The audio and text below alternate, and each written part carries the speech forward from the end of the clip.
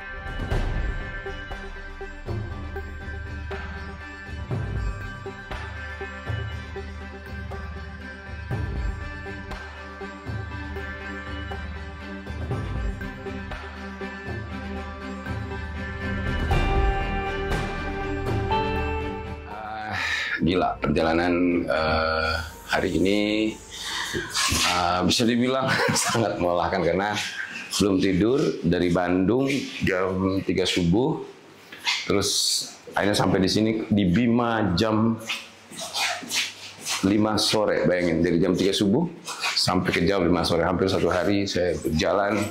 Tapi alhamdulillah udah sampai di Bima dan sekarang kita istirahat. Terus besok entahlah ada apa lagi.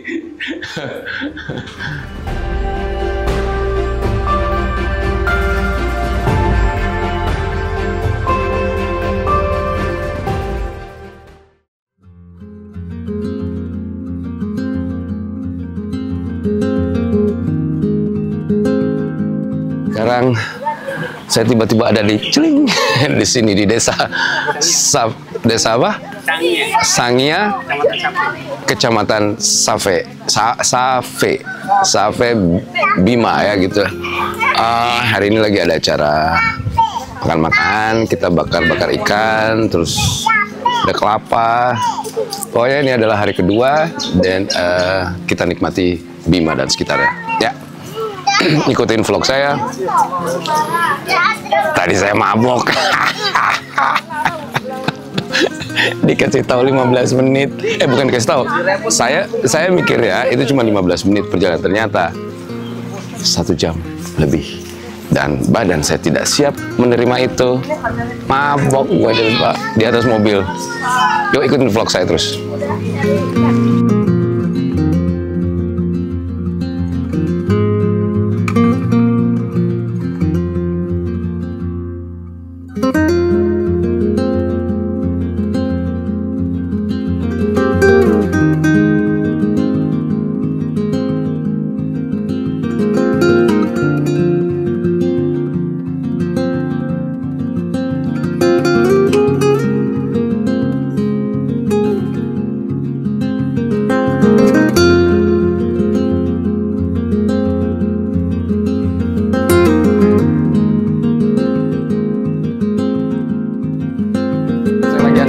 pantai namanya Pantai Lariti Bima. Saya nggak tahu ini desa apa, tapi katanya sih laut ini sebenarnya ini kan kebelah tuh, kebelah dari sini ke sana. Biasanya kalau airnya lagi naik, jalan ini nggak ada ke pulau sana.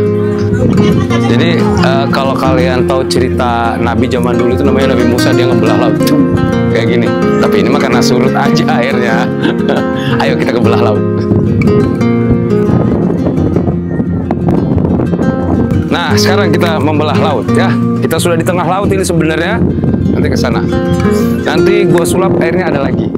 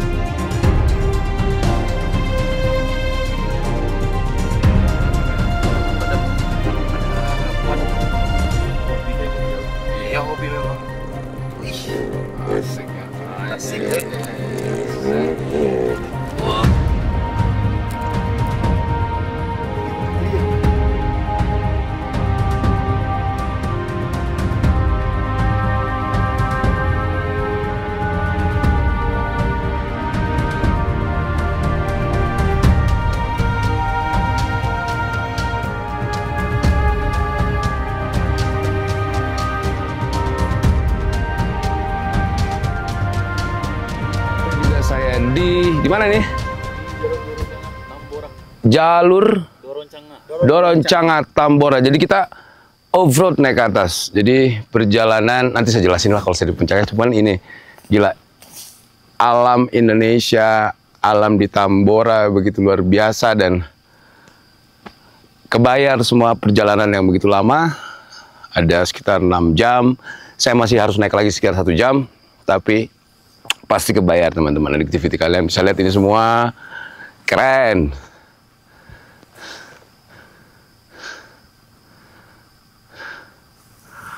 Agak-agak sakit kepala sih tapi. Ya karena goyang. Iya mungkin karena goyang sakit kepala, tapi pas sampai sini dan ini cuacanya sejuk banget, enak banget.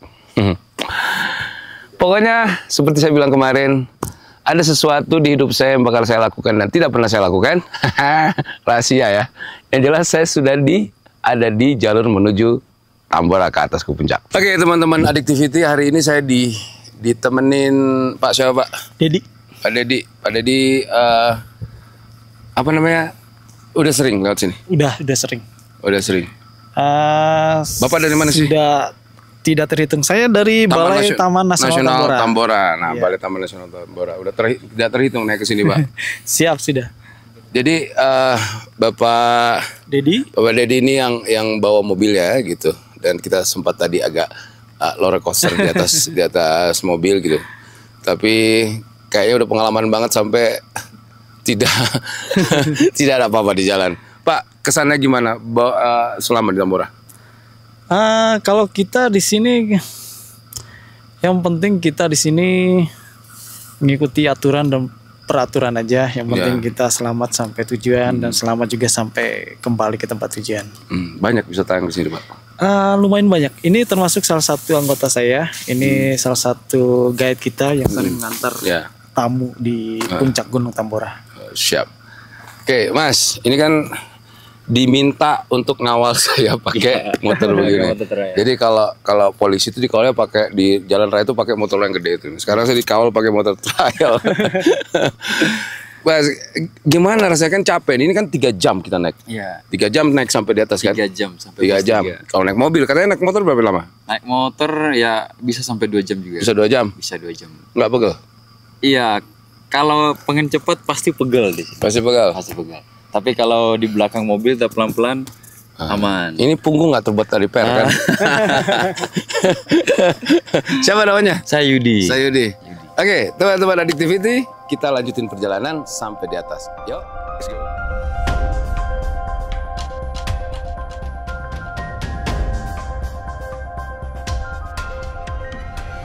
Ternyata Bapak Kapolres duluan sampai.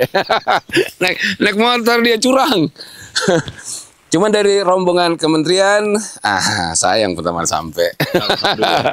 Pak, gimana sih? Coba, saya jadi jet lag ini mau pegangan, mau jatuh. Pak, gimana? Teman-teman Addictivity, ini salah satu Kapolres yang sangat humble menurut saya. Ketemuan tadi malam, kita sama-sama dan nggak seseram yang saya tahu ya. Polisi tuh, yang saya tuh serem-serem gitu. Siap, siap. Dan beliau kayaknya bukan lucu sih, Pak. Maksudnya tuh ketemu sama orang baru, Bapak itu begitu kayak yang bisa dekat sama semua orang. Ya, humble. Iya. Kenapa itu, Pak? Ya, bagi saya kita kan polisi, seperti tagline kita pada HUT ke-79 ini di tahun 2025 adalah Polri untuk masyarakat, sehingga kita ada dulu 3S, senyum, sapa, salam. Sekarang menjadi 5, senyum, sapa, salam. Dengan S-nya satu lagi adalah memiliki sopan santun. Seperti itu, izinnya, walaupun kepada siapapun. Gitu. Jadi bagi kami, agar dipahami dan dimengerti, mungkin kita dididik keras. Namun demikian kita kan sudah menyatu kepada masyarakat. Jadi harus etika, bagaimana sopan santun, saling menghargai.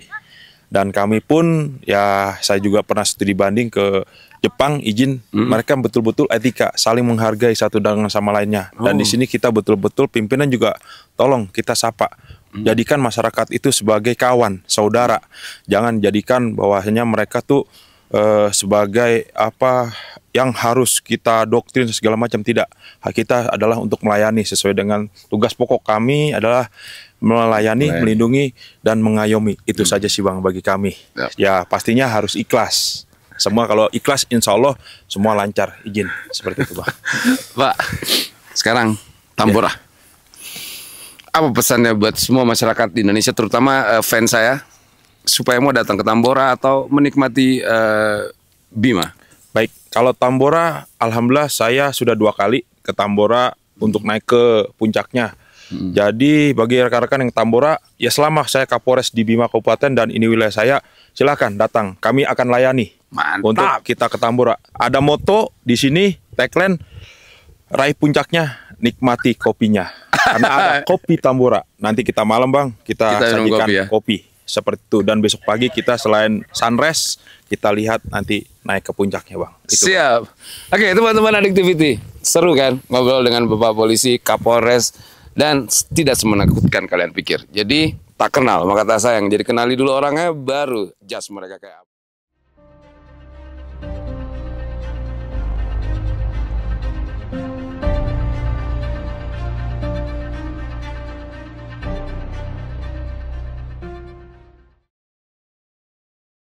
Rasanya tuh gimana ya? Pokoknya nggak ngerti lah. Badan saya tuh gemeteran, terus jantung saya kayak degupnya jauh lebih kenceng dari normal gitu. Terus ini tangan-tangan berasa kayak dingin, kesemutan gitu. Terus kaki saya kadang-kadang gemetar gitu. Itu yang saya rasakan di saat saya berada di ketinggian.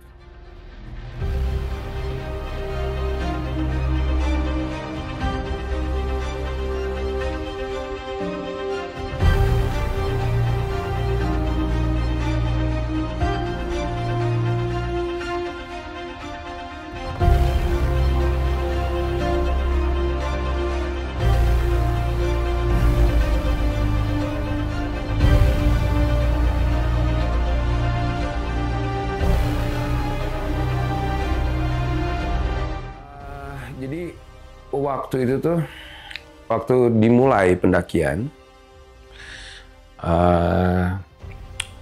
saya tuh cuma berpikir bahwa pasti saya akan balik, tidak akan sampai ke puncak, gitu. Jadi ya saya jalan happy aja sebenarnya gitu kan, karena saya yakin, bukan yakin, bahwa saya tuh di mindset saya sudah berpikir bahwa paling sampai di Cemara 1, kan ditunjukin ada Cemara 1 gitu.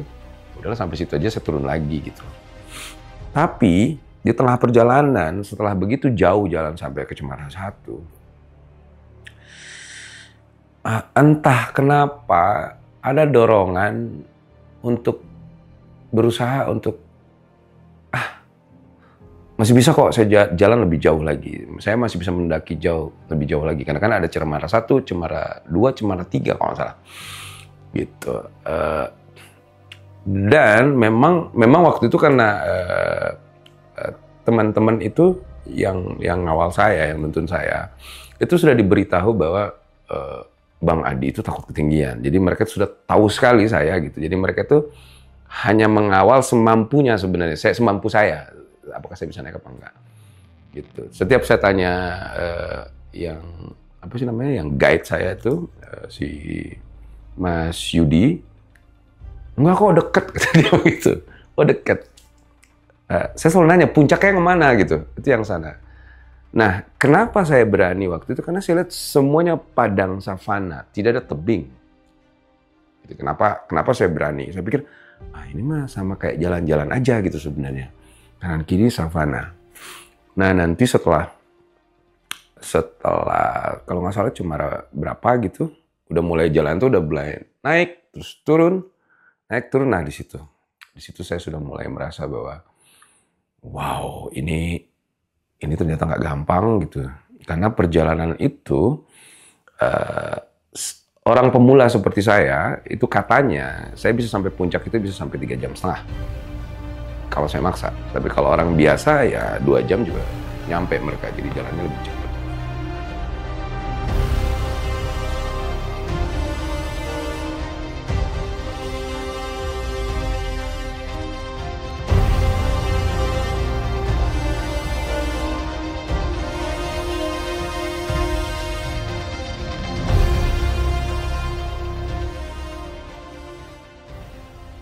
Jadi puncak bukan tujuan.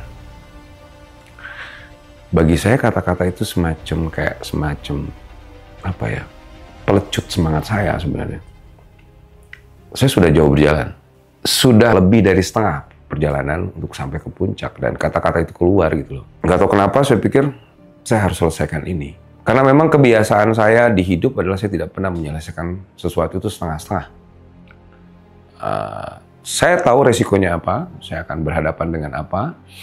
Apalagi di hampir mungkin 1/4 lagi perjalanan, saya sudah melihat tebing di situ. Dan ternyata untuk naik ke puncak itu beda dengan perjalanan waktu masih berada di padang savana. Itu terjal kali dan batu.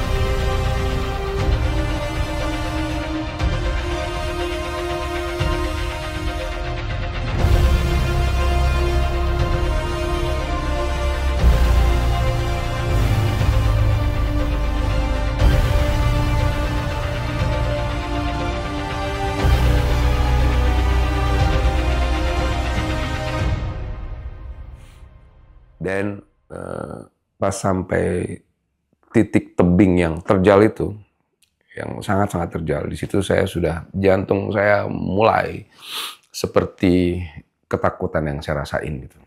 Semuanya berkecamuk, nafas saya tinggal 1-2 gitu.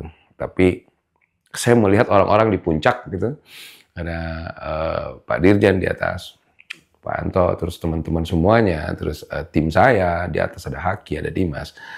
Mereka memberi saya semangat. Dan semangat itu sangat membantu saya, walaupun saya harus melawan diri saya sendiri. Dan kalau nggak salah cuma tinggal ya 5 meter, 10 meter tuh saya masih diem lagi. Maksudnya itu jalan sedikit-sedikit diem, jalan sedikit-sedikit diem, sampai akhirnya saya sampai ke puncaknya. Nggak tahu. Saya cuma merasa kayak ngelepasin sesuatu yang selama ini menjadi beban di pundak saya. Rasa ketakutan saya begitu luar biasa, tapi akhirnya saya bisa melawan itu. Dan intinya sih sebenarnya saya bukan menaklukkan Tambora, tapi saya menaklukkan rasa ketakutan saya sendiri.